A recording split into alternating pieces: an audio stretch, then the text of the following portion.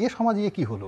আপনি চিন্তা করেন একটা বাসের মধ্যে যেভাবে মানে গণডাকাতি হলো, যেভাবে গণরেপ হলো, এই ঘটনা তো আমাদের এই বাংলায় কখনো ঘটেনি। তো এত খুশির মধ্যে একটা পুলিশ একটা যাকে বলা হয় অটোরিকশাকে থামানোর চেষ্টা করছে।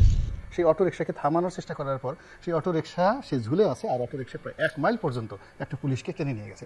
এটা কি বাংলায় সম্ভব? একজন মোটরসাইকেল আরোহীকে একজন পুলিশের মানে সাব ইন্সপেক্টর থামিয়েছে, সার্জন থামিয়েছে।